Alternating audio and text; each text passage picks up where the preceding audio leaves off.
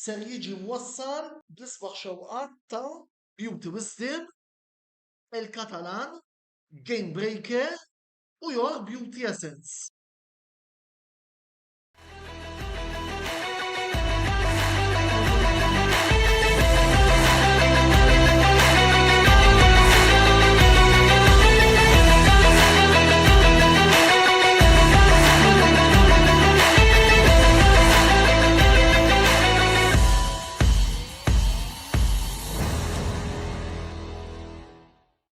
Antonello beda jsalmilkom u jagħtikom merħba l-41 episodju mis-sensiela botta u risposta. Dejna ftit tard niskużaw naqra ruħna ta' l-inkonvenjenti tekniċi li kellna, ma issa nistgħu ngħidu ninsabu f'pożizzjoni biex nibdew dan il-programm li ser jitratta l-Kampjonat Nazzjonali Amatorjali li ser jibda wara l-waqfa ta' Settembru. Għal dan il-għan il-lejla miegħi fuq il-panel, apparti il-mistiden residenti Roberto De Brincat.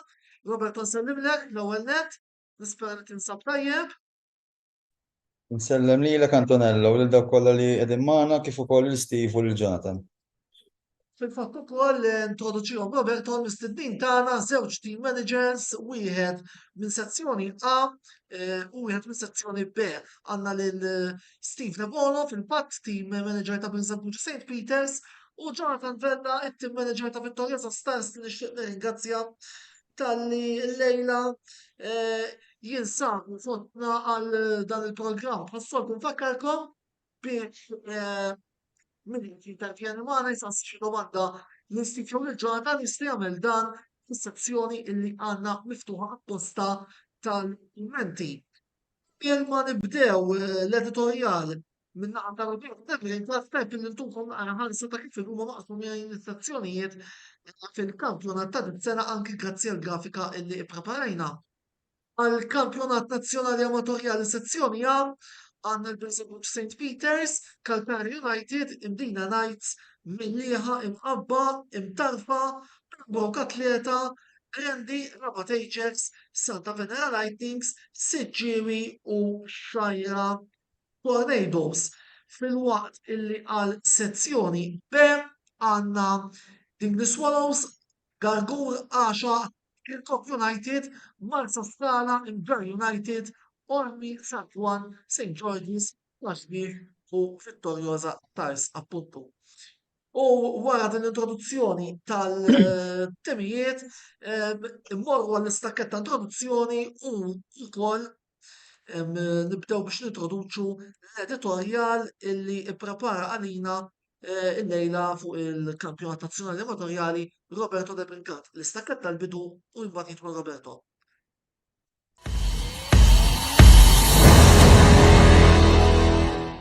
Roberto fidejk. Grazzi Antonello, nerġa' nsellem lilek il-mistiedna li għandna llum u dawk kollha li tisegwuna. Bħalma tajjeb inti llum ħan nitkellmu fuq dan il-kampjonat li huwa bbażat huwa maqsum fuq żewġ sezzjonijiet. Mill-esperjenza tiegħi personali bħala coach, normalment dawn ikunu kampjonati li jew ikollok team jew tnej li jiddominaw il-kampjonat jew inkella jkun hemm bilanċ assolut u jkun hemm inċertezza kbira li ma ħajkun dawk it-timijiet jew tim li jiġu promossi. Jiena meta bdejt il-karriera tiegħi fil-coaching f'dan il-livell dak iż-żmien kienu bħalma kien qegħdin bħalissa, ġifieri kien hemm żewġ sezzjonijiet u normalment dejjem ikun hemm dak it-tim li jissemma mill-bidu tal-istaġun li jkun bħala il-main contender biex jirbaħ is-sezzjoni. Fl-opinjoni tiegħi għalkemm hawnhekk qed niddiskutu fuq livell amatorjali dilettanti, xorta waħda llum il-ġurnata l-clubs qed jinvestu ħafna kemm fil-coaching staff u kemm anke fil-skwadra tara clubs li għandhom players barranin li uħud minnhom kapaċi anke jkunu ta' livell u għadha pitada kapaċi jilagħbu f'kampjonat ta' livell ogħla minn dak li qed niddiskutu llum. Għandek żgħażagħ Maltin ukoll li forsi ma' timijiet tal-Premier ma jkunux jistgħu jagħmluhom mal-ewwel 11 allura jaraw opportunità li jingħaqdu ma' temijiet f'dan il-kampjonat b'self biex jieħdu esperjenza u jilagħbu b'mod regolari u naħseb dik hija xi ħaġa importanti kemm għal dawn iż-żgħażagħ u kemm għall futur tal-futbol Malti. U ovvjament għandna clubs li sfortunatament matul is-snin dejjem baqgħu ishom jibqgħu f'dan il-livell qatt ma jagħmlu qabża fil-kwalità biex jirbu promozzjoni u jikkompetu f'livell ola. U forsi din is-sena tista' tkun is-sena tajba lihom li jagħmlu sfida għal promozzjoni u għaliex le forsi għall-ewwel darba fl-istorja tagħhom anke jkunu jistgħu jikkompetu f'kampjonat ta' livell ola. Illum għandna l-Steve li qed jirrepreżenta l-Birzabbuġa u l-Jonathan li qed jirrepreżenta l-Vittoriosa Stars, minn hawn insellmilhom huma ħbib tiegħi, speċjalment Jonathan fl-aħħar xhur konna f'kuntatt kontinwu minħabba affarijiet li huma barra mill-futbol. Żewġ clubs bħalma taf inti Antonello, jiena kont nikkowċja l-Birzabbuġa fl-aħħar staġun li għamilt nikkowċja, ma' Vittoriosa kont ikkowċjajt f'livell ta' nursery, ġifieri ma' żewġ clubs għandi ċertu konnessjoni u nista' nistqar li huma żewġ clubs organizzati ferm, it-tnejn li huma għandhom l-infrastruttura tagħhom, speċjalment issa Birzabbuġa bil-ground li dew jutilizzaw fl-aħħar snin. U naħseb tkun interessanti nisimgħu l-opinjoni tagħhom x'qed jaħsbu dawn iż-żewġ clubs x'inhu mistenni mis-sezzjoni tagħhom. U ovvjament nistennew il-kummenti ta' dak kollha qed isegwuna forsi hemm xi rappreżentanti ta' clubs oħra li jixtiequ jgħaddu l-opinjoni tagħhom ħalli aħna jkollna bażi fuq xi ndiskutu. Grazzi Roberto, mela, qabel xejn, Jonathan, merħba fil-program tal-lejla, bottaw risposta. Vittoriosa Stars li ser ikunu qed jilagħbu ħanejdu hekk fit-tielet sa tal-kampjonati lokali wara ħafna żmien. Biss Vittoriosa Stars illi hija kompletament differenti jekk kif kellna s'issa l-inqas xejn inqas minn 16 plejer li ġie ingaġġat matul dan l-istaġun. Wassal biex mortu għal din l-istrateġija u kemm temmen li għandkom materjal biżżejjed biex tisfidaw mill-ewwel għal promozzjoni. Nsellimilkom, nsellimlek Antonello, grazzi tal-istedina, nsellem il-ħabib tiegħi Roberto, kif qalu konna ħafna kuntatt dal-aħħar xhur, anke qabel fil-verità. Iwa, Antonello, aħna għadna ġejjin minn kważi 3 snin nistragiljaw u dejjem nispiċċaw insolvaw fl-ewwel diviżjoni b'xofer. Bħalma taf is-sena l-oħra ġejna relegati u provajna nagħmlu pjan dis-sena poġġejna bil-qiegħda u provajna nibdlu naqra viżjoni u nagħtu naqra ġdid u riforma fl-iskwadra. Bdejna billi ingaġġajna coach illi ħassejna li seta' itina saħħa fl-aspett żagħżugħ li dan kien Dennis Apot. Da kien għadu ġej minn esperjenza mal-Mosta, kien bħala assistent fil-Premier, kif ukoll kien qiegħed jikkowċja tim ta' Section 8 għal-Mosta, allura ħassejna li kellu l-abilitajiet neċessarji biex ikun jista' jieħu f'idu r-riedni tat-tim. U minn hemmhekk badna nevalwaw players jistgħu jkunu validi għalina within il-budgets tagħna, illa għaliex ovvjament kif taf il-futbol sar spiża kbira. U bden identifikaw ċertu players, provajna nagħmlu mix-up ta' players illi jew ħadu promotion fid-diviżjoni, fit-tieni diviżjoni, kif ukoll xi players illi kienu utli fl-ewwel diviżjoni u xi żgħażagħ li kienu għadhom ħirġin anke mill-minors minn Section A biex nippruvaw nħaltu skwadra li tista' tkun kompetittiva. Huwa tim ġdid, ġifieri tim illi tista' tgħid għadu kaxxa magħluqa. Ovvjament nemmen fih għax kieku ma bnejtux, però kif taf illi il-grupp li ġejna fih il-Birgu huwa naħseb li tqal grupp fis-sezzjoni. Ġifieri kull tim minn hemmen illi qiegħed b'saħħtu, illi rama tajjeb, anke minħabba li ħajkun hemm dil-biċċa xogħol ta' relegazzjoni għat-tielet diviżjoni. Ġifieri nemmen illi kull tim qiegħed tajjeb biex jagħti logħba l xulxin, fl-opinjoni tiegħi. Grazzi, Jonathan, issa nkun kol fuq il-formazzjoni nitkellmu iżjed il-qudiem, daħal nara l-Steve issa fid-diskussjoni. L-ewwel qed insellimlek u grazzi tal-li lejla ingħaqad magħna biex tanti domanda naqra fuq nota personali għalik. Is-sena l-oħra rajnik tim-manager mal-Kalkara, għamil żmien ukoll niftakrek mat-tim tal-imqabba, dis-sena b'eżempju St. Peters. Wassilek biex tieħu din id-deċiżjoni. Steve, trid tixel il-mikrofonu. Tajjebek, Aħjar. mela, l-ewwel nsemmilkom u grazzi tal-isterina tagħkom. Kif qed tajt inti l-istaġun l-għadda kont qed mal-Kalkara kien fil-verità kien istaġun tiegħi magħhom.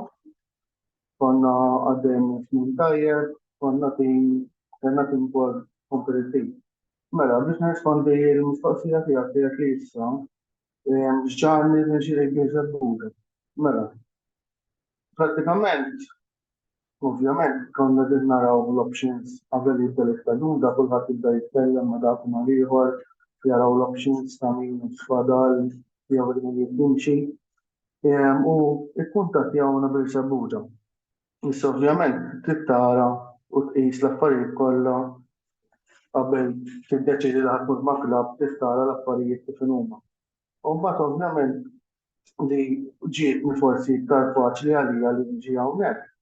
Il-klabb ta' Beelzebub kellem il-technical staff kollu li konna mal-Kalkara u ovvjament konti qed ħebi magħhom kollha kemm huma Coach Edward, Coach Claude u l-komplement tal-staff tekniku. Indaqajna mal-klabb ta' Beelzebub ovvjament li dak l-affarijiet ta' merħhom li jassew qabel tingħaqad ma' klabb. Jidher li l-klabb għandu ambizzjonijiet tajbin għal daw l-istaġuni li jmiss, u speċjalment għal dan l-istaġun. Il-klabb kellimna għallina l-istrateġija tagħhom biex aħna naħdmu magħha u ġbitna kollha kemm aħna. U ovvjament bdejna naħdmu. Bħala technical staff ovvjament kif qed ngħidilkom konna diġà flimkien, allura nafu li xulxin insajdaw tista' tajt. U bdejna naraw ħabba players li nistgħu nġibu magħna biex it-tim ikun kompetittiv fis-sezzjoni tagħna. Mela, grazzi wkoll lilek Steve. Forti nsal fik naqra kif huma l-ambizzjonijiet ta' Beelzebub ta' St. Peters għal din is-sena. St. Peters raw viċin ukoll daħlu għall-playoffs fl-aħħar sentejn. Is-sena. Mela, dan l-istaġun l-ambizzjoni tal-klabb huwa li nibnu tim kompetittiv għas-sezzjoni tagħna. Ovvjament bidilna kważi ġibna ma' 13-14 plejer ġdid ukoll da season u rajna l-players li jidħlu fis-sistema tagħna, fis-sistema tal-coach u fis-sistema tal-lob. U nemmen li hemm tim kompetittiv. Ovvjament dan ma tista' tgħidx bħalissa it-tim huwa kaxxa magħluqa. Kien hemm l-ewwel friendlies li bdejna naraw xi affarijiet li huma pożittivi u li rridu nirranġaw fuqhom biex li selected.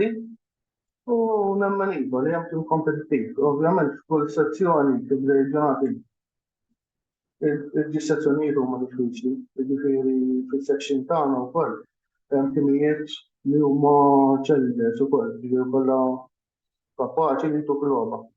Imma nemmen li iva nagħmlu moħħna li konna ċans tagħna wkoll. U dak klabb ta' Beelzebub forsi ma tafx kif jerġgħu promozzjoni.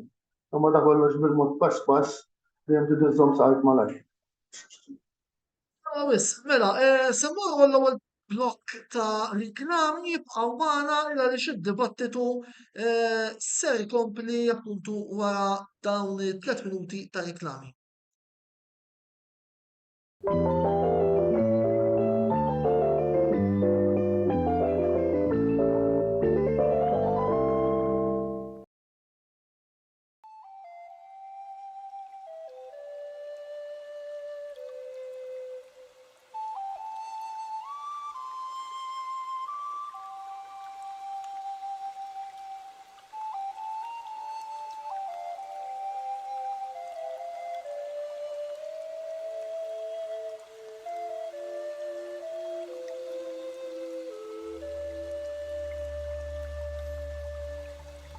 Multiwisdom tal-Fgura għall-aħjar prodotti u servizzi ta' sburija. Żuru wkoll Nails by Xerawna fl-istess stabbiliment għall-aħjar servizz ta' trattament ta' dwiefer.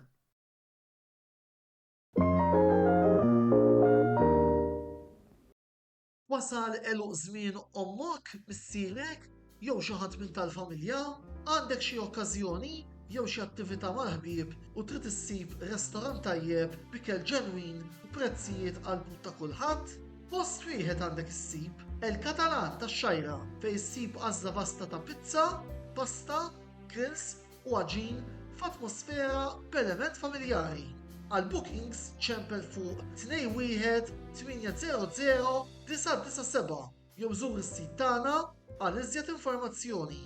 El-Katalan, ir-ristorant għalik.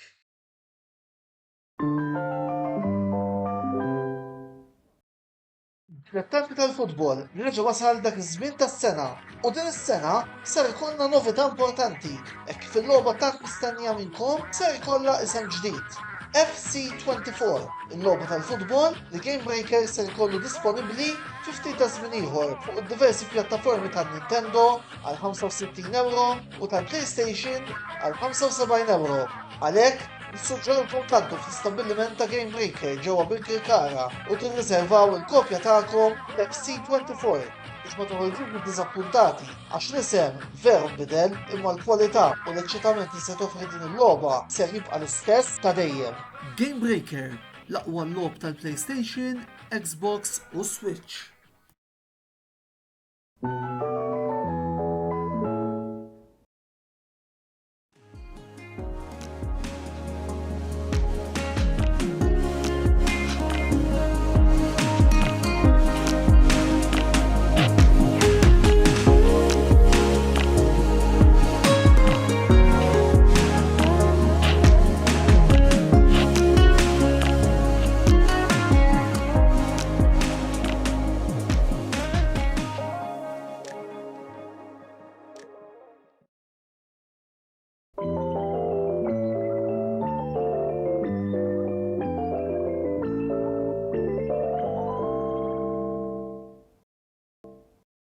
Merħba lura t-tieni parti tal-programm Botta u Risposta fejn illejla qegħdin niddiskutu Elizabeth MHRV li ħajibda appuntu f'9 Settembru u jirċevejna domanda minn għand Brady Buġeja li qiegħed jistaqsi lilek Steve. Żebbuġa Windmills jekk u mhux qed jaħdmu jitfejt mal-Kumitat Ċentrali tal-Gbar f'dina ħans jekk ir-riforma ġdida. Mela, kif tafu fis-snin passati il-nursery kienu parti għalihom u t-takbar kien parti għalihom.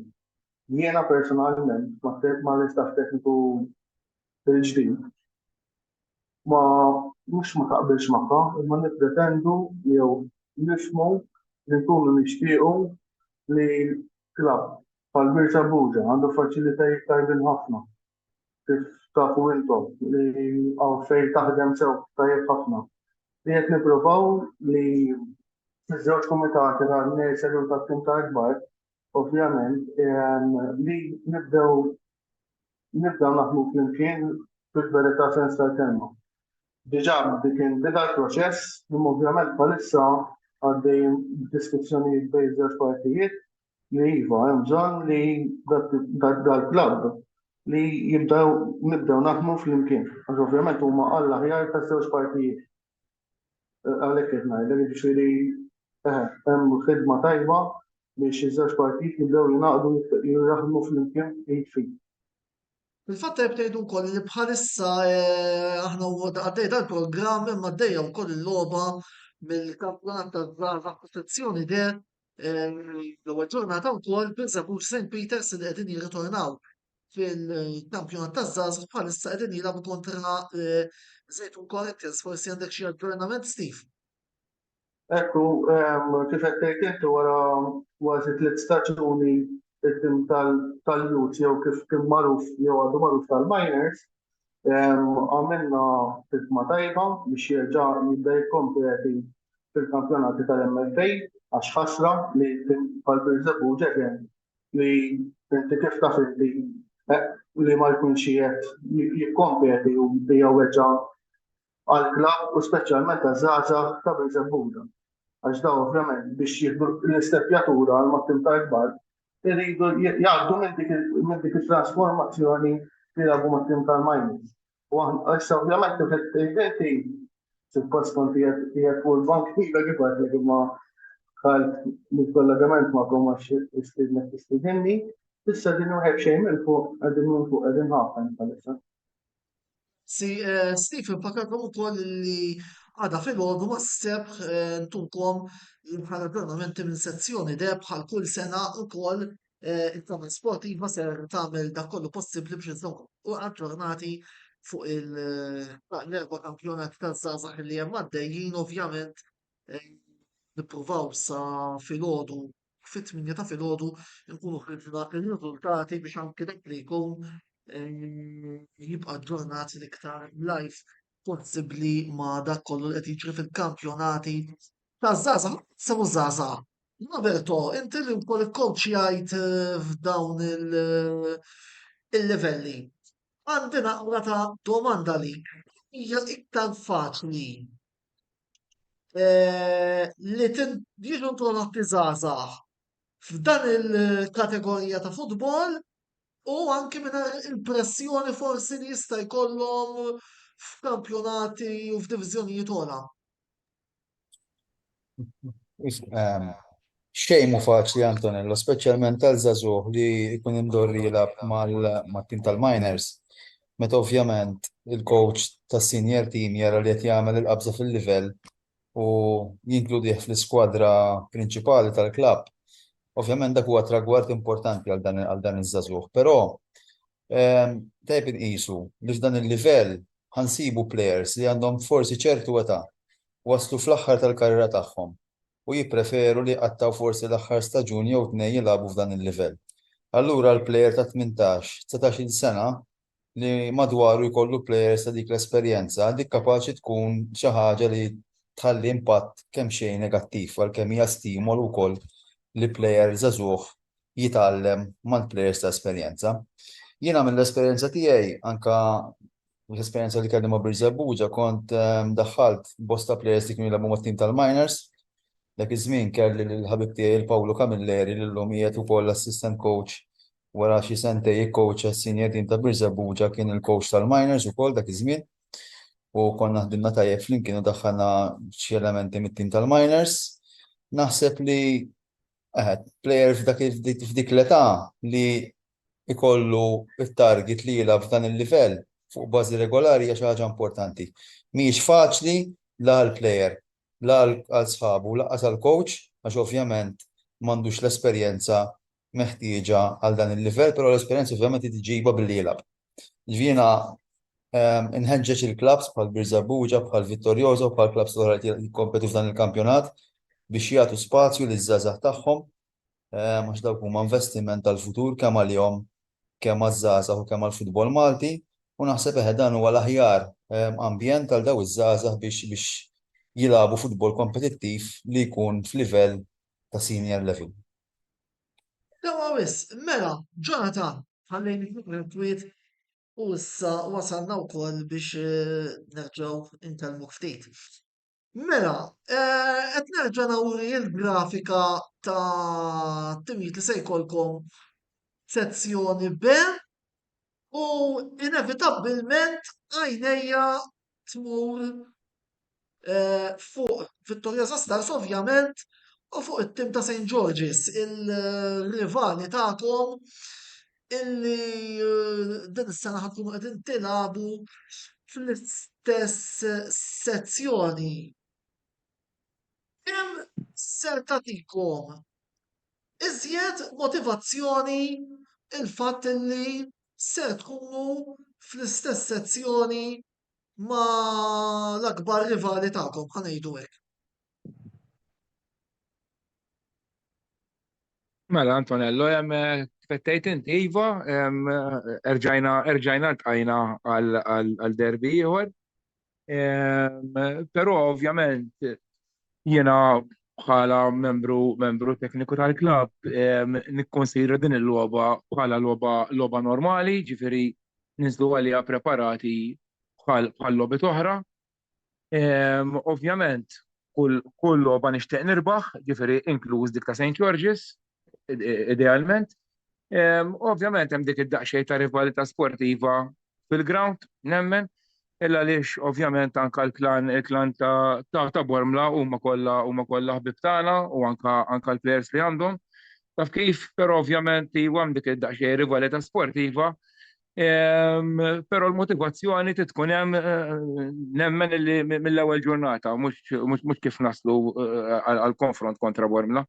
Ġifieri l-aim tagħna huwa jekk jista' jkun nirbħu kull logħba u li nagħmlu l-aħjar li nistgħu matul il-kampjonat. Ġifieri il-kampjonat huwa twil, mhux konfront dirett ta' Bormla biss. U ġifieri dik hija l-aspirazzjoni tal-klabb tagħna. Fil-fatt ukoll tajjeb illi ngħidu illi l-konfront bejn il-ġirien ser jkun qiegħed skedat ukoll fil-ħames logħba ġurnata. Eżattament. Jekk nagħtu naqra ħarsa lejn it-timijiet l-oħra, li huma t-timijiet li taħseb illi l-iktar li jistgħu itunkom logħba mill-ftit li smajt rajt forsi xi logħbiet Viberija, eccetera.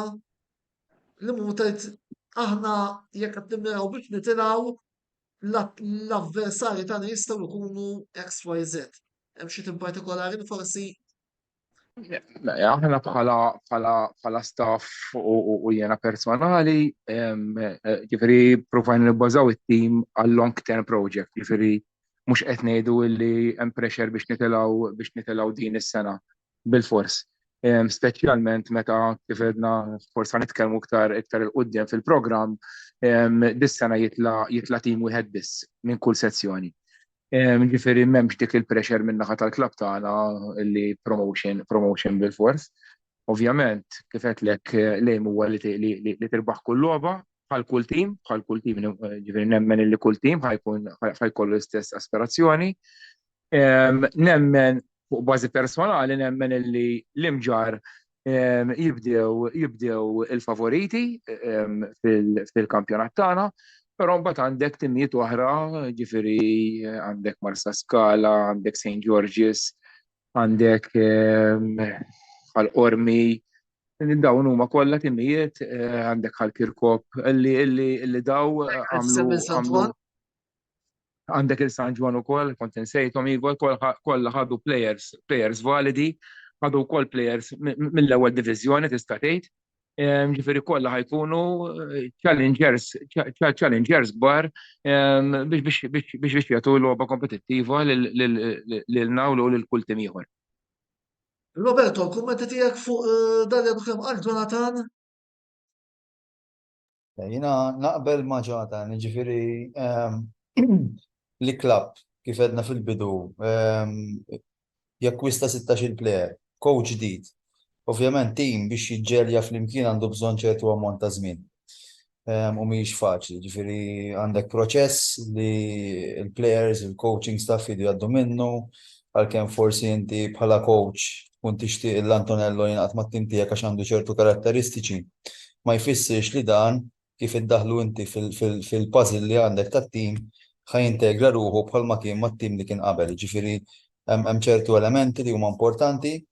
Ovvjament naħseb li huwa importanti anka finanzjarjament għall-klabb li jħares long term, mhux short term, għax min ħares short term normalment jispiċċa jikseb suċċess, però dan is-suċċess ikun short lived għax ovvjament inti ma bbażajtx fuq pedamenti sodi just right għal staġun wieħed u daqshekk, jiġifieri hawnhekk naħseb li Vittorjosa għamlu biċċa xogħol tajba.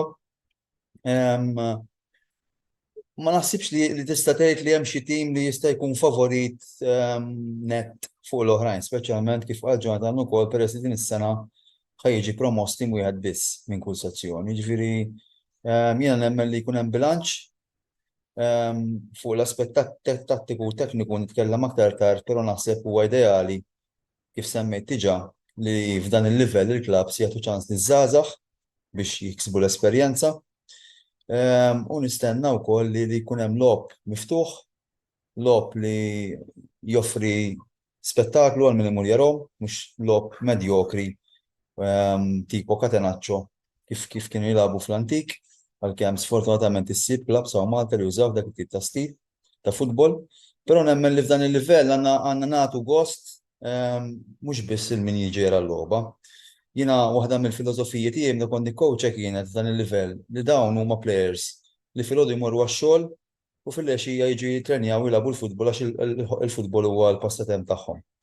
Allura nemmen li l-players għandhom jieħdu pjaċir jilagħbu, għandhom jieħdu sodisfazzjon dak li jagħmlu fuq il-pitch u naħseb għalhekk li anke bħala coaches għandhom jaraw li jisma' jilagħbu futbol pożittiv, futbol li jkun wet attrajenti. U ovvjament, aktar ma jkun hemm gows, aktar dak li jkun ħajħu pjaċir jara daw it-tip ta' logħob. Ġifieri jiena nittama li jkun hemm dak tip ta' futbol, però nemmen li ħajkun hemm bilanċ.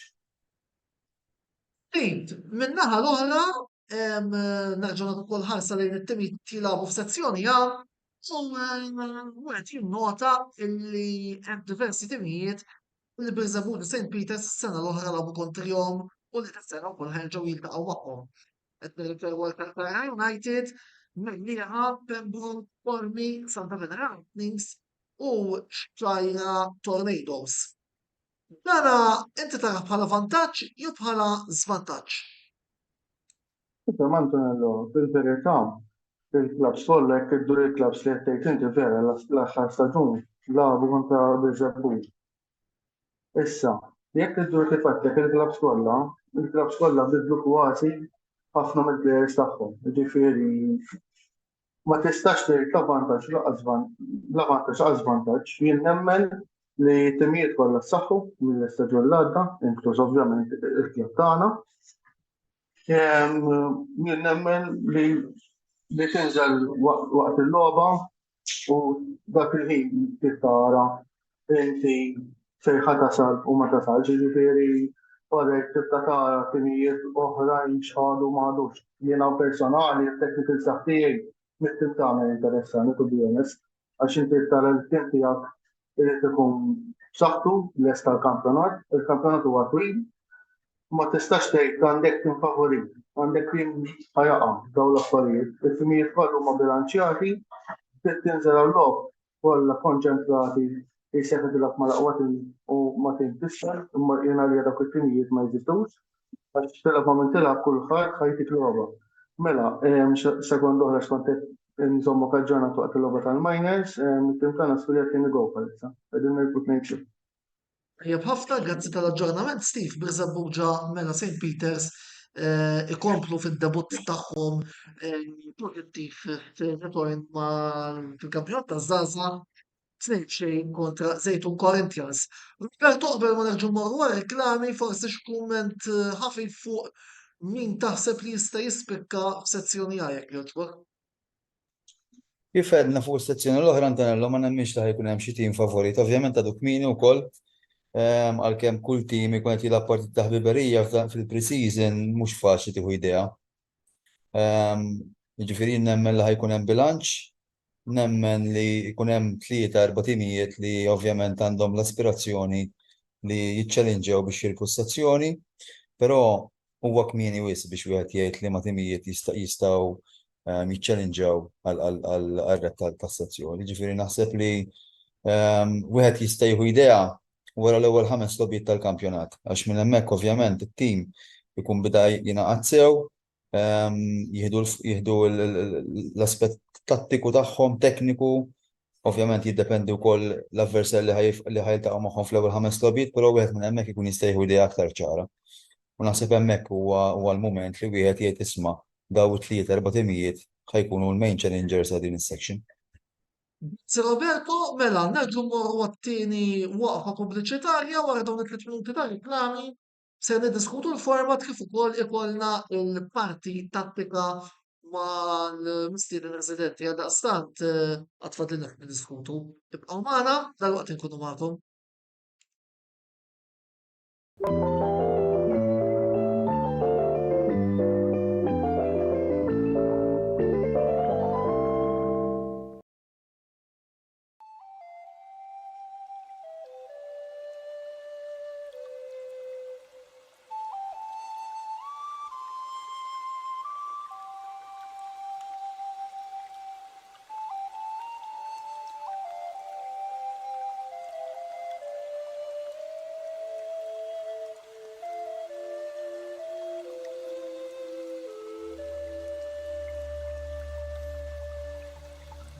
wisdom tal-fkura għall-aħjar prodotti u servizzi ta' sbuħija.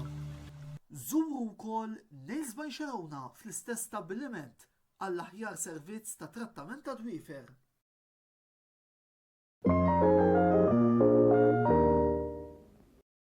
Wasal eluq żmien ommok, missierek, jew xi ħadd minn tal-familja, għandek xi okkażjoni jew xi attività mal-ħbieb u trid issib restorant tajjeb b'ikel ġenwin u prezzijiet qalbut ta' kulħadd? Post wieħed għandek issib El-Katalan tax-Xajra fejn issib għażla vasta ta' pizza, pasta, grills u għaġin f'atmosfera b'element familjari. Għal bookings ċempel fuq 21 800 997 jew żur is-sit tagħna għal iżjed informazzjoni. El-Katalan, ir-ristorant għalik.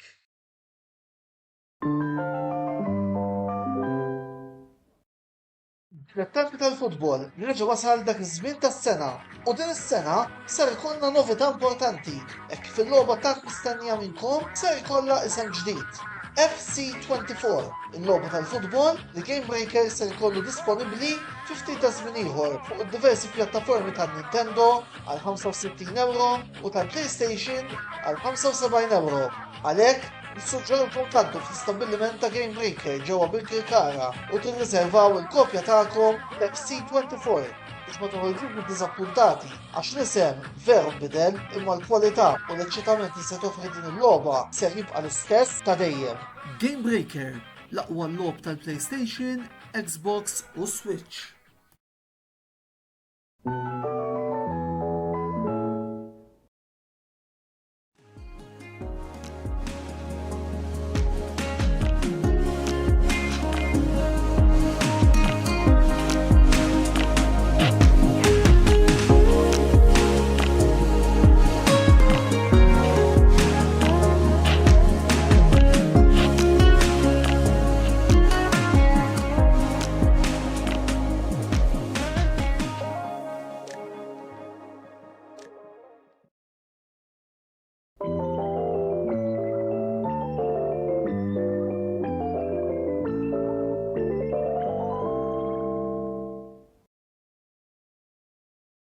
Merħba lura t-tielet parti tal-programm Botta u Risposta fejn flimkien miegħi Antonello Abela u ma' nistieden residenti Roberto Debrin gat il-lejla qegħdin niddiskutu l-Easybet Kampjonat Nazzjonali Amatorjali flimkien mal-mistednin tagħna li huma team manager ta' Birżebbuġa St. Peters, Steve De Bono u team manager ta' Vittoria Stars, Jonathan Vella. Nfakukom ukoll li minn għandu xi domandi li jixtieq jistaqsi wkoll jista' jagħmel dan sezzjoni illi għandna miftuħa ma' Dina x-Xandira. Nsellem ukoll il-Chris Barzia, Nedim Vella, Jason Camilleri, Francesco Roberts u Mark Schembri illi bħalissa wkoll qegħdin tjunjati magħna u Lauren Sejkel biex isegwu il-programm tal-lejla.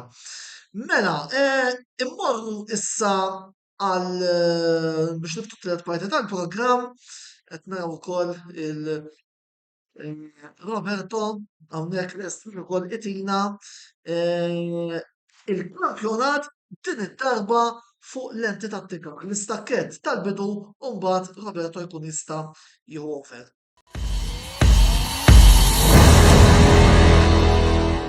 Grazzi Antonello, mela kif spjegajtek inti f'din il-parti nitkellmu ftit fuq l-aspett tattiku. Dawn huma kampjonati li ovvjament jaraw fihom coaches differenti li għandhom ideoloġiji differenti u mentalitajiet differenti. Jiena bħala coach dejjem kelli l-filosofija tiegħi u l-mentalità tiegħi u forsi l-formazzjoni tattika kienet ibbażata fuq din l-ideoloġija. Però ma' żmien tallimt li inutli jkollok formazzjoni tattika jekk ma jkollokx il-plejers adattati biex tilab dik il-formazzjoni. Għaldaqstant jiena nemmen li kull coach li huwa responsabbli minn tim li jkompeti f'dan il-kampjonat għandu jibbaża s-sistema tattika tiegħu fuq il-plejers li għandu għad-dispożizzjoni tiegħu. Jsiru akkwisti għabbażi ta' dak li l-coach ikun beħsiebu jadotta fuq il-pitch, però nemmen li kull coach għandu jadatta skont il-plejers li għandu fl-iskwadra tiegħu biex ovvjament dejjem jipprova jieħu l-aħjar minnhom. Fl-aħħar snin Kenna timijiet li ovvjament ivarjaw mill-aspett tattiku, kellek timijiet li labu bid-difiża berba li normalment anka minħabba il-promotion li tingħata fil-korsijiet li jsiru fit-technical center f'Taqali, ħafna mill-coaches kienu jużaw il-formazzjoni tattika ta' 4-2-3-1 li hija l-aspett modern tal-4-4-2 u kellek coaches oħra li forsi jaħsbuha ftit l-antika u jilagħbu bis-sistema ta' 3 fuq wara. Lillum il-ġurnata fil-kampjonati ewlenin fl-Ewropa qed naraw ħafna timijiet li qed jagħmlu użu minn din is-sistema tattika. Huma affarijiet interessanti ħafna, però jien nemmen li mhix is-sistema tattika li trebbħek il-logħba, hija il-mod kif inti kif it-tim tiegħek ħares lejn il-logħba u x'jagħmel fuq il-pitch. Tajjeb, jiġifieri jiena nemmen li waħda mill-affarijiet li trebħek, pereżempju, speċjalment dan il-livell, nitkellmu il-livell tad-dilettanti, huwa l-moviment li jsir bla ballun. U dak forsi hawn Malta neqsin ħafna minnu u jiena nħeġġeġ dawn il-coaches, kollegi tiegħi f'dan il-livell biex anke plejers żgħażagħ irawmuhom f'dan il-kunċett li ovvjament jagħmel id-differenza fuq il-pitch.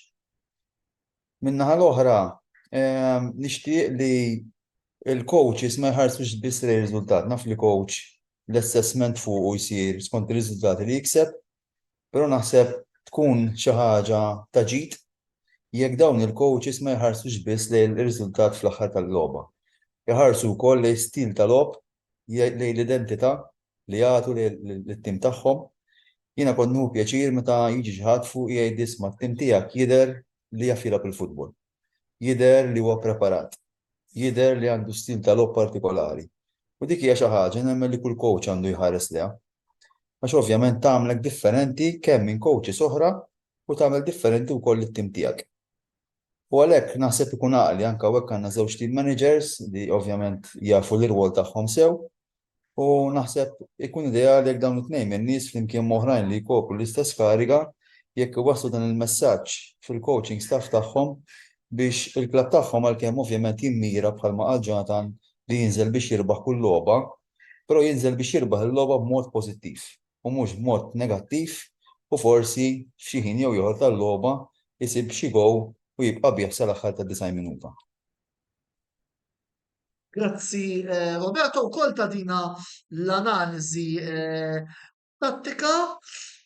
Nidu issa biex nitkellmu naqra fuq il-format tal-kampjonat din is-sena illi ser jara li tim champion jitla għal Big Challenge League fil-waqt illi l-aħħar 4 minn sezzjoni A u 3 minn sezzjoni B se jiġu relegati fil-kampjonat amatorjali 2 li kienet it-tielet diviżjoni l-antika biex niftehmu li ser ikollna l-istaġun li ġej.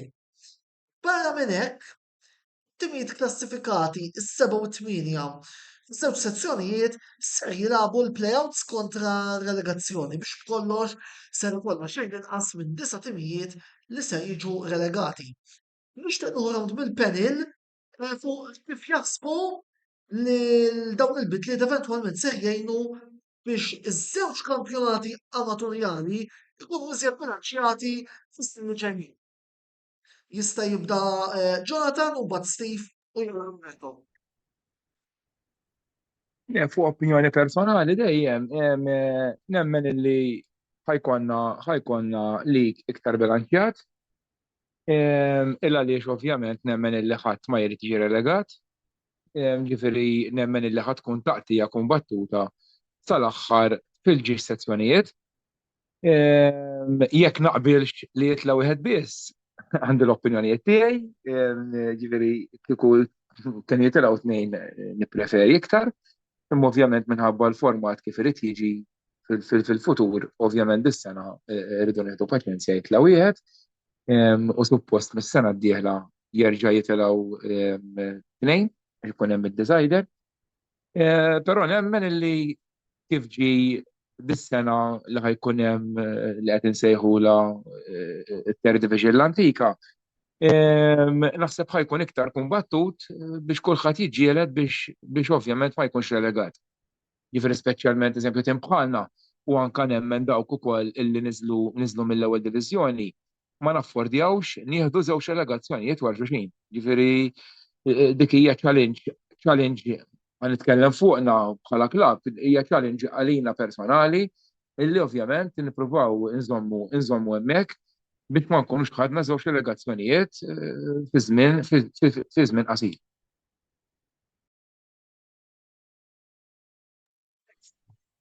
Mela jiena minna ħatijaj kif bdej Jonathan Drake kif qal perfettament l-affarijiet eżatti. Dis-sena tgħid li jkollok lan ta' kull klabb. Issa lan ta' kull klabb jien nemmen dis-sena dan l-istaġun kif inhu bil-format tiegħu. L-ewwel li tibda li issalva t-tim. Għax inutli tmur on a high wires kif jgħidu u titmur għal promotion, l-ewwel tara li t-tim huwa salf u mbagħad ta' timxi minn hemm il-qudiem. Ovvjament dejjem ikollok target tal-klabb tiegħek, imma ovvjament kif qedlek l-ewwel li ambizzjoni tal-klabb li salva t-tim li mhux terġa' taqa' tieħu relegation. Issa ovvjament kif qiegħda kif qal Jonathan ukoll li tipo jitla' wieħed biss tkun iktar diffiċli għal klabbs kollha għax ma nemminx li għandek wieħed huwa favorit u li jkollha. Il-klabbs kollha ovvjament jekk kulħadd ikun jixtieq li jieħu promotion, imma timxi pass pass kif qedtilkom u tittara skont il-kampjonat kif ħajjiżvolġi. Jien hekk nemmen. Bħala timijiet kif ġie il-format, kulħadd ħajkun kombattur, kulħadd ħajġiegħed u ħajagħti dak li jista' sad-90 minuta. U mbagħad ovvjament minn kull aħjar fil-verità kif jgħidu minn iħawwel aħjar imur tajjeb. Roberto, Jena naqbel kemm ma' Steve u kemm ma' Jonathan, jiġifieri naħseb dal-format għalkemm naħseb li l-fatt li jiġi promos tim wieħed biss hija ftit limitazzjoni għall-investiment kemm finanzjarju u kemm bħala riżorsi qed jagħmel kull klabb. Però naħseb li l-fatt li anke għandek il-periklu tar-relegazzjoni dak ifisser li l-ebda tim ma jista' jirrilassa ruħu fl-ebda ħin tal-kampjonat. U dik iżżomm il kulħadd on their toes, kulħadd ovvjament jipprova jagħmel l-aħjar. Kif qal tajjeb Steve, l-ewwel target tal kull klabb għandu jkun dak li jaċċerta ruħu li jżomm postu f'dan il-kampjonat tal-istaġun li jmiss. Ovvjament imbagħad jekk ikun hemm iċ-ċans li jkompli sfida l-promozzjoni, ovvjament iżid l-isforzi tiegħu. Però naħseb li l-fatt li għandek il-playoffs u għandek timijiet li ħejġu relegati dak ħajżid l-interess u ovvjament il-motivazzjoni biex kull klabb jibqa' jagħti l-aħjar tiegħu sal-aħħar tal-kampjonat. Fil-passat meta kellek diviżjoni fejn l-ebda tim ma jiġi relegat imma ġast irid jerġa' jissottometti applikazzjoni biex ikun jista' jieħu sehem fil-staġun ta' wara, dik kienet toħloq sens ta' demotivazzjoni. X'inti ovvjament jekk il-klabb tiegħek m'għandux l-ambizzjoni li jiċċallenġa l-promozzjoni, allura once li sab ruħu f'nofs il-klassifika hemmhekk kollox plain sailing u allura anke tara l-motivazzjoni fit-training, nuqqas ta' players għat-training u dak kienet xi ħaġa negattiva. Jien naħseb li konna kampjonati li jibqgħu biżdin ta' terapeti ħassana d-dieħla. eżatt, jkollna kampjonati li jibqgħu għaddejjin sal-aħħar huwa xi ħaġa ta' ġid kemm għall-clubs, kemm għall-players infushom u għall-coaching staff u anke għall-partitari li jsegwu l-klabb favorit tagħhom. Mela, għana domanda minn Mark Xtembri fejn qed jistaqsi dina għal Steve u għal Jonathan. Peress li ħafna mit-timijiet f'dan il-level huma dilettanteski. Taħsbu li hemm xi mod kif jutilizzaw il-riżorsi tagħhom aħjar jew b'mod konġunt ma' timijiet oħra? Jonathan, nibda bik. Għax nafu wkoll li kien hemm żmien fejn it-timijiet taż-żgħażagħ ta' Vittorjosa sta' St. George's u Sengli Athletic kienu wkoll maqudin taħt il-kappa tal-Cotonera United. X'għandek x'tgħidilna fuq id-domanda li saqsaq Mark li minnu nirringrazzjaw ukoll sew tas-sem tiegħu f'dan il-programm kif ukoll fil-programm Mixu.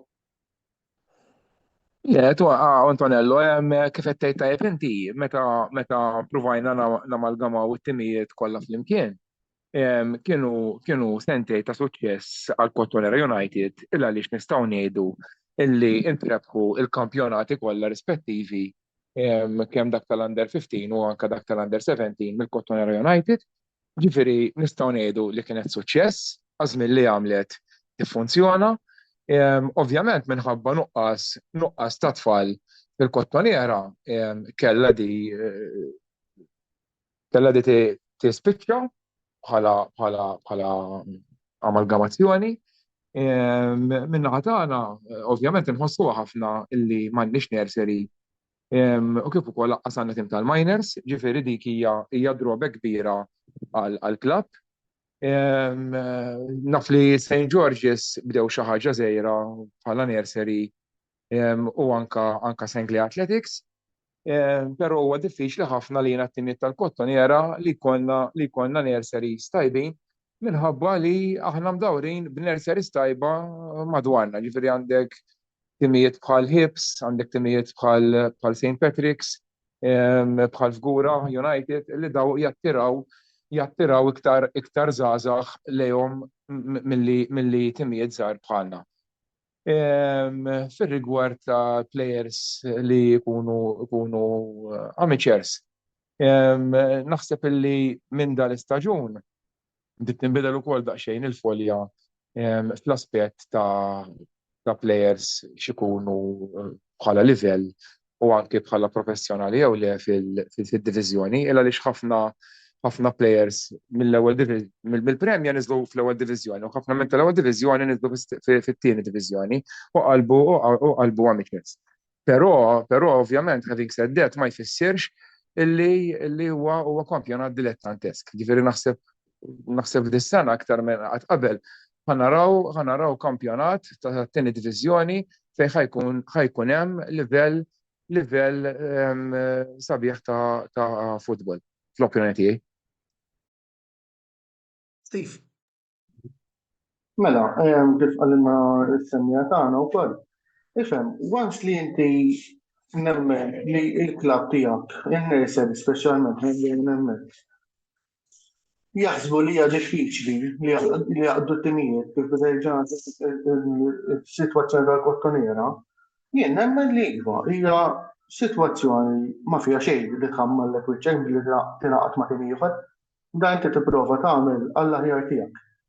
Issa ovvjament hekk waħdek ma tistax tasal u hemm timijiet oħrajn qed joffrulek lead ta' ħbiberija fil-futbol li jistgħu jingħaqdu miegħek, jiena naraħħa li hija opportunità tajba għall-klabs kollha li ovvjament li huma diffiċli biex jaqdu t-tim u jingħaqdu ma' timijiet oħrajn biex dawn fl-aħħar mill-aħħar it-tfal li jkollhom fil-klabb tagħhom ma jintelfux. Daw jekk inti mhux ħataqqad it-tim ħajkollok tfal issa jkunu ta' livell li jistgħu jimxu l-qoddim, daw ħajqdu u jmorrulek ma' klabb ieħor. Jiġifieri inti ħaterġa' tibda from scratch jekk inti ħaterġa' taqqad it-tim. Jekk inti ħatingħaqad ma' klabbs oħrajn kif diġà qed nitkellmu u daw it-tfal ħajibqgħu miegħek u ħajkunu qed jikkompetu xorta fil-iktar MFA u jibqgħu jiġru fil-logħba tal-futbol. Kif bdejtu tgħidu wkoll kif bdejt tajjeb ġaħadin, veru amateur league, jiena nemmen li kif diġà tkellimna dis-sena players tal-livell tajjeb li nidlu minn diviżjonijiet li kienu bħal Challenge League u anke mill-Premier mis-sena rajna li niżlu ħafna fl-amateur league. Bħala kampjonat fil-ġestjonijiet ħajkun nemmen tal-livell tajjeb ħafna u nemmen li ħajkun staġun li vera għandu pjaċir naraw il-futbol f'da il-qasam ta' sezzjoni tal-amateur li ħanejtek. L-għajja kien semmijek ħani. U ovvjament nemmen li il-partitari tal-klabs tagħna kollha li jekk ħajtraw dal-istaġun jaraw it-tim tagħhom li huwa sabiħ li tara s-support wara t-tim tiegħek, ħajjieħdu pjaċir jitilgħu jaraw il-logħba tal-futbol li kollha kemm aħna li għedu fil-panel u kollox li nħobbu dil-logħba li nsegwi u għedu parti fija tal-ħafna. Sawa wis, xanku l-kalku kol nistaqsikom, il-narrativa wkoll kien hemm il-riformi illi ġew mħabbra mill-Malta Football Association u l-Malta Premier League. Malajr, xtaqt nuħu naqra ħsib tagħkom fuq kemm taħsbu li dawn ir-riformi jistgħu wkoll jaffettwaw il-kampjonati rispettivi tagħkom. Smajna wkoll illi l-Malta Premier League talbet illi l-istaġun jibda minn Jannar sa Ottubru, xi ħaġa li ż-żewġ diviżjonijiet l-oħra jidher li ma ċċettawx. Forsi nuħu naqa' kumment mingħand Steve u mingħand Jonathan fuq l-affarijiet bħala kull rappreżentanti tal-MHRD. Fil-verità, skont kif toħodha bħala riformi, għax inti tara ovvjament il-klabs tal-Premier qed jaraw li qed jagħmlu dak it-tip ta' tibdil għal min speċjalment ikun qed jikkompeti fl-Ewropa. Nemmen forsi li jkun qiegħed qabad dik it-tela u jibqa' tira mhux qed jibda tipo l-preseason mill-bidu jaqbad u jkun tira.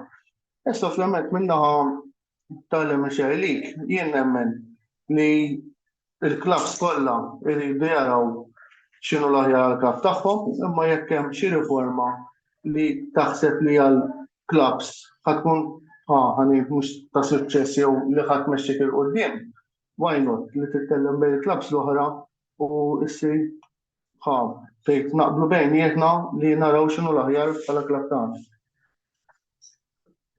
Jonathan? Jiena minn naħa tiegħi naqbel ma' Steve, ġifieri ovvjament di saret din ir-riforma saret minħabba il-kompetizzjonijiet Ewropej li naħseb illi tista' taffettwhom tajjeb lill-klabs. U rigward l-MHR League ħanitkellem fuq peress illi qegħdin nikkompetu fih. Nemmen illi hemm fejn isir riforma, jiena fuq bażi personali jiena, anke tara ta' tiħarsa lej il-fixtures kif qegħdin din is-sena, ġifieri nista' nitkellem fuq tagħna. Kważi aħna eżempju nilagħbu ġimgħa u rridu nistennew ġimgħatej oħra biex nerġgħu nilagħbu. Ġifieri m'hemmx konsistenza ta' ġimgħa wara ġimgħa lot. Ġifieri nemmen illi it's time illi ikun hemm diskussjonijiet biex isiru riformi anka fi-challenge league u anka fl-MHR League rispettivament. Nidħlu fid-dettall mal-klabs tal-Premier meta jkollna l-programm magħhom l-14 ta' Settembru, biss ma nafx tgħid xi ħaġa viżavi l-MHR League illejla. Jiena nemmen li kull aspett li jagħmel biex itejjeb il-logħba tal-futbol u jtejjeb il-kampjonat huwa tajjeb. Jiġifieri il-futbol huwa xi ħaġa li tevolvi l-ħin kollu. Ovvjament importanti li jkun hemm diskussjoni bejn l-stakeholders kollha involuti u kull forma ta' riforma li ssir għandha tħares l-interess kemm tal-klabs u kemm tal-kampjonat rispettiv. Sewa wis, mela, l-aħħar domanda biex konna nagħlqu aktar minn l-aħħar domanda l-aħħar tur biex nagħlqu l-programm tal-lejla, Steve u Jonathan, tkun xi messaġġ biex twasslu lill-partitarji rispettivi tagħkom illejla ktibkom. Minn naħa tiegħi number one nawgura il-ħabib tiegħi Steve. Ġifieri jiena u Steve għandna rispett lejn xulxin u nitkellmu ħafna flimkien ukoll. Ġifieri nawguralu kull suċċess għal dan il-bidu tal-kampjonat. Nawgura t-timijiet kollha għax nemmen illi kulħadd prova jagħmel l-aħjar li seta' u kulħadd prova jaħdem għatih il-qalb. L-segwaxi jew supporters tagħna nispjera li intuhom ir-riżultati li jixtiequ. Jiġifieri min-naħa tagħna nippruvaw nagħmlu l-aħjar li nistgħu, ovvjament, jiġifieri bnejna skwadra li naħsbu li tista' tkun ta' suċċess għal long term project. Ovvjament fadal xi ftit fine tuning li għadu qed isir fit-tim, jiġifieri bħalissa qed isiru f'ammont ta' friendlies naraw it-tim tagħna u forsi hemm xi fine tuning xi jsir. Nippruvaw nippreparaw ruħna bl-aktar mod professjonali għal bidu tal-kampjonat. u logħba b'logħba u pass pass. Jien minna ħati għaj kif bida ġanti inaugura lilu u l-klab tiegħu kull suċċess kif qalu nitkellmu ħafna bejnietna. Ovvjament di għandha tkun bej kull individu ta' klab li jitkellmu bejnietom jaraw jitkellmu b'rispett bej xulxin. Ovvjament minna ħati għaj bħala klab u bħala tim ukoll qed naraw fejn nistgħu forsi nirranġaw dak l-aħħar irtok qabel jibda l-kampjonat. Mill-friendly selek qed isiru, ovvjament importanti li jiġi utilizzat kull plejer li għandek fit-tim ħalli inti tkun taf fejjak għax inutli jkollok 22 plejer, ovvjament tilab dejjem l-istess plejers u inti mhux qed tara tim kollu, dik ma naqbilx magħha opinjoni tal-coach se mhux se nidħol fiha. Qed intik opinjoni tiegħi biex tara il-klabb it-tim kollu. Minnaħa ta' supporters ta' Birżebbuġa, ovvjament aħna qegħdin nagħmlu minn kollox biex ikun hemm tim kompetittiv biex jinżel kull logħba u hekk hemm bżonn, ovvjament kulħadd jixtieq li jirbaħ kull tip ta' logħba. Inħeġġiġhom li jersqu iktar lejn il-klabb għax dik hija importanti ħafna anke finanzjarjament li jgħinu l-klabb ukoll għax ovvjament il-klabb ma jistax jibbaża fuq persuna waħda, ovvjament iktar ma jkun għajnuna, iktar huwa gwadanna l-klabb tagħna u jista' jibqa' mixi l qudiem kif qegħdin aħna nagħmlu bħala sistema tal-klabb qed naħdmu fuq long term, ovvjament kif bdejtu titkellmu intom tittaħdem fuq long term mhux fuq staġun wieħed, għax fuq staġun wieħed orajt tieħu promotion u jaf mbagħad ma tkomplix. Long term huwa ħaġa tajba ħafna u nħeġġiġhom biex jitilgħu jaraw il-lob tagħna biex flimkien forsi nilħu il-tragwaj tagħna u nieħdu pjaċir flimkien. Mela, nifkużaw ukoll ruħna forsi għandna xi top żer fil-lat tekniku, grazzi però lill-mistednin tagħna, u se nagħmlu Antonello, tal-lejla, Iva Jonathan. spunt żgħir għax naf li qed isegwuni wkoll il-membri tal-kumitat tagħna, nixtieq nirringrazzjahom tal-ħidma volontjera tagħhom u tas-sapporti dejjem jagħtu l-klabb tagħna flimkien mal-President li dejjem qegħdin ikunu hemm mal-klabb ta'. Nirringrazzjakom inselli tistiet Roberto wkoll u grazzi lilek tal-istedina tiegħek fil-programm. Eżatt, min-naħa tiegħi wkoll grazzi lilkom tal-istudentuna u wkoll inselli għall-staff tal-Kumitat ta' Birżebbuġa.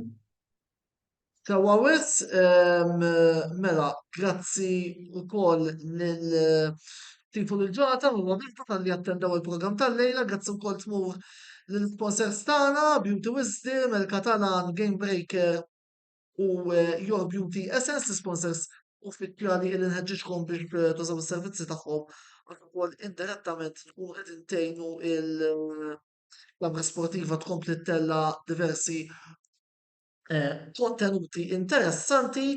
Dan il-programm madwar sigla oħra jkun disponibbli wkoll fuq il-YouTube channel tagħna għal daqstant tinsawx titlu hemm u tafsu subscribe ħalli ma titilfu xejn minn dak kollu illi aħna nkunu qegħdin ukoll aħna nkunu qegħdin tellaw ta' kuljum. L-appuntament tagħna magħkom huwa l-għada fis-sitta ma' Lorjana Brinkat fej ser kun qed tikom rendi kont ta' xi programmi ser ikun imissna intellaw fil-ġimgħa li ġejja. Lili jekk min għadha xejn tarawni nhar il-ħadd wara l-Grand Prix ta' l-Olanda li ser ikollna f'Zandvoort fil-Formula 1 tet tirritorna.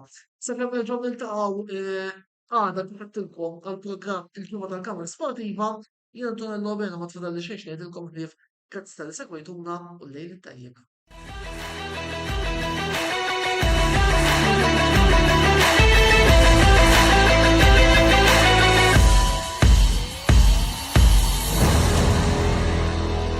Botta u risposta ġim wassal lilkom bl-isbaħ xewqat ta' Beauty Wisdom, il-Catalan, Game Breaker u Your Beauty Essence.